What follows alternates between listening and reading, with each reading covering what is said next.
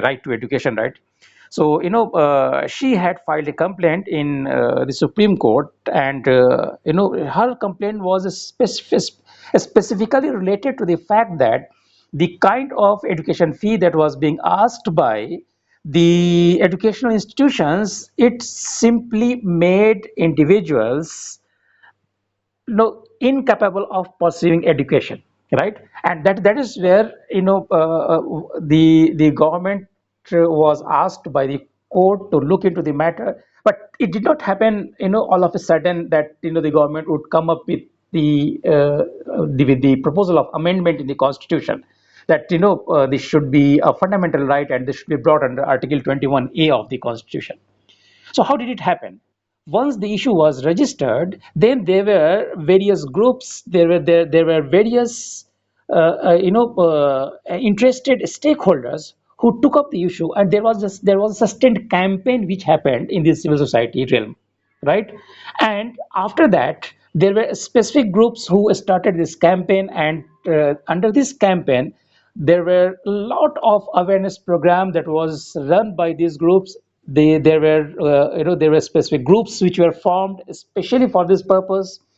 The messages and letters were written to the then president, and slowly and gradually the issue got a kind of dimension, or got a kind of shape, wherein the government understood that now this has to be addressed through some means, right? Through some means, and that possibly could be through the means of bringing about certain changes in the constitution itself, wherein right to education would be a fundamental right, right? So the point I'm trying to make, that when I'm referring to the other factors which may influence the government to come up with a specific policy to address a particular issue, what I mean that there are concerned sections in the society, there are civil society groups, and there are people in the government, right? Or there may be individuals who may be interested in pursuing a particular issue which would be brought to the notice of the government.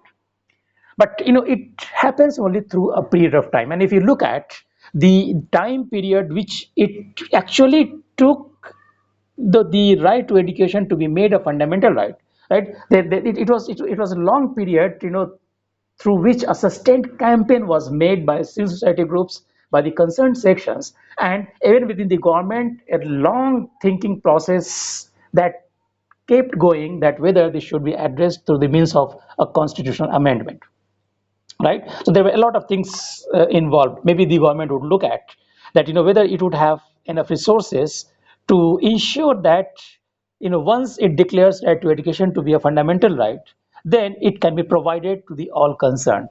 That would be one thing, possibly, that would be given consideration to by the government, right?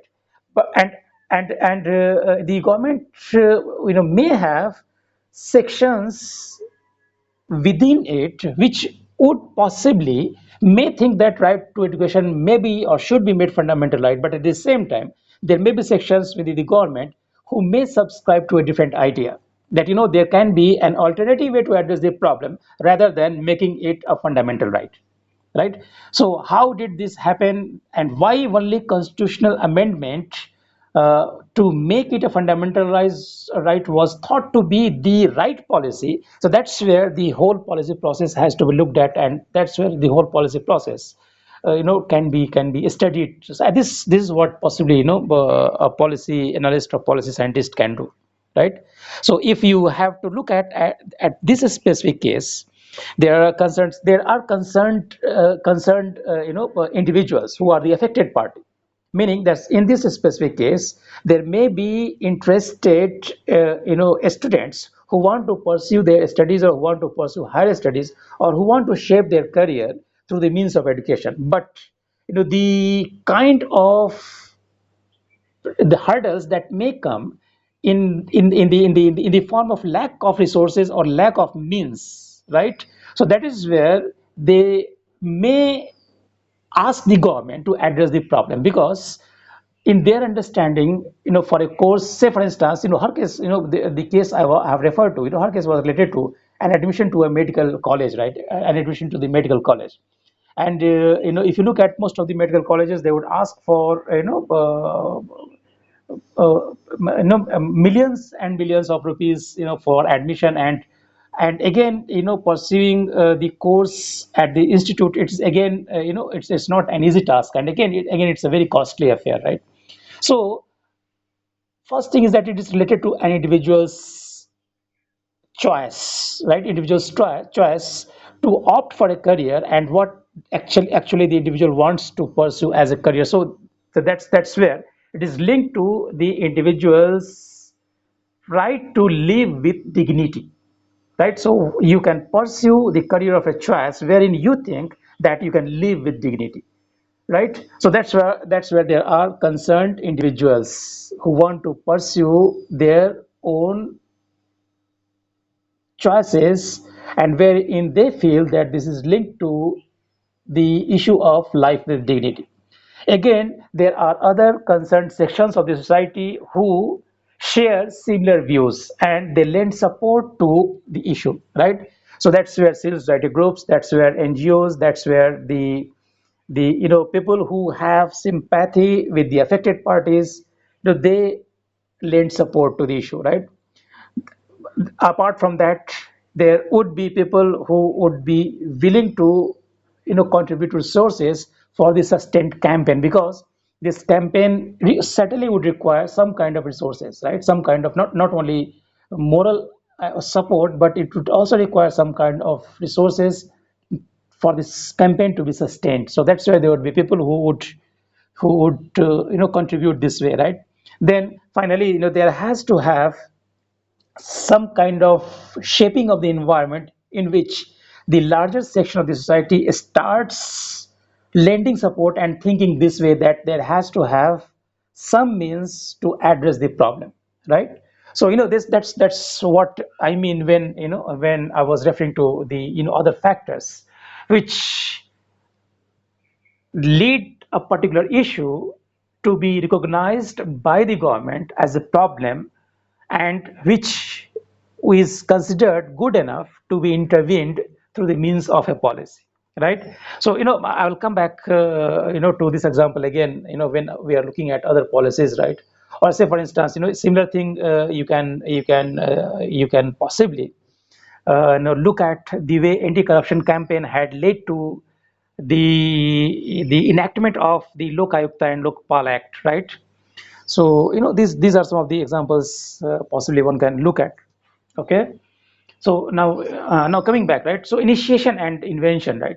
So the issues, they are not simply recognized, and they are not simply recognized by the government, but the other factors which are out there, they also contribute in terms of leading a particular issue to be recognized by the government as a problem. So that's what happens at the first stage, what Brewer calls as invention or initiation. But as I told you, at this stage, they are not simply problems which the government is looking at. See, one thing I may add here as a caution, right? Please keep in mind that while there may be other factors, there may be other interested sections of the society, or there may be, there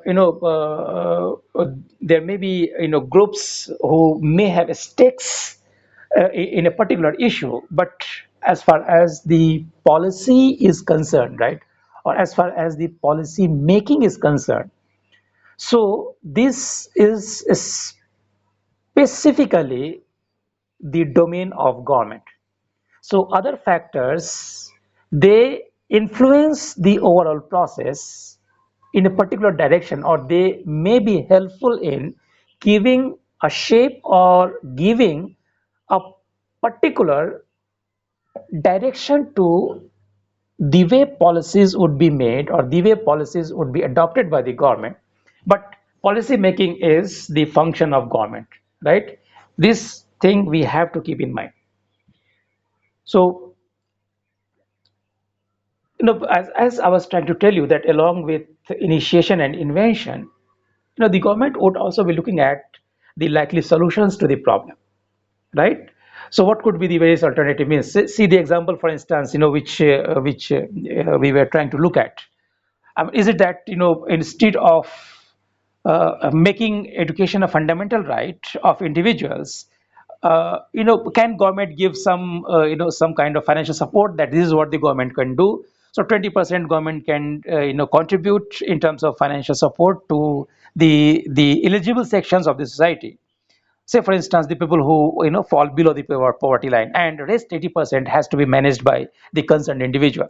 Or would it happen that there would be some kind of public private partnership, so government would give certain subsidy or certain financial support to the educational institutions themselves, who in turn would allow the people from the weaker sections background to study in their institutions, right? Or still, can there be some kind of agreement or partnership between the union and the state government, right? So union government can contribute certain part, the state government can contribute certain part, and individuals who would be pursuing their studies, they can contribute the rest, right? So there can be various ways in which the problem could be addressed.